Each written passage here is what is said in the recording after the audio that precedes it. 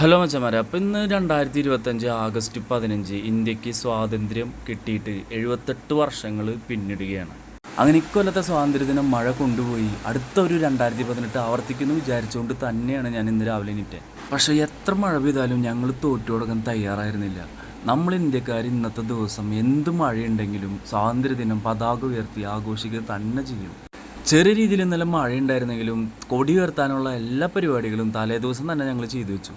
മഴ വില്ലനായിട്ട് എത്തുന്ന ഉറപ്പുള്ളതുകൊണ്ട് തന്നെ പള്ളിയിലും ക്ലബ്ബുകളിലും കൊടി ഉയർത്താനുള്ള കാര്യങ്ങളെല്ലാം ഞങ്ങൾ ഇന്നലെ രാത്രി തന്നെ ചെയ്തു വെച്ചു. പള്ളിയിലത്തെ പതാകയാണ് ആദ്യം ഉയർത്തിയത്. 6:30 കുർബാനയ്ക്ക് ശേഷം പള്ളിയിൽ പതാക ഉയർത്തി. അതിനുശേഷം അവിടുന്ന് മിഠായി വാങ്ങിയിട്ട് ഞങ്ങൾ നേരെ പോയത് നാട്ടിലത്തെ ഫുട്ബോൾ ക്ലബ്ബായിട്ടുള്ള സൺഡേ ക്ലബിൻ്റെ പതാക ഉയർത്താനാണ്. പള്ളിയിലത്തെ പതാക ഉയർത്തിയിട്ട് എല്ലാവരും വീട്ടിലേക്ക് പോണ സമയമായതുകൊണ്ട് അത്യാവശ്യം ആൾക്കാരുണ്ടായിരുന്നു ഇവിടെ പതാക ഉയർത്താൻ.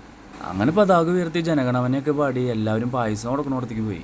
പായസം കൊടുക്കുന്നിടത്ത് നല്ല തിരക്കായിരുന്നു. അപ്പം ഞാനും എൻ്റെ കൂടെ വന്ന പിള്ളേരും കുറച്ച് നേരം വെയിറ്റ് ചെയ്യാമെന്ന് വിചാരിച്ചു.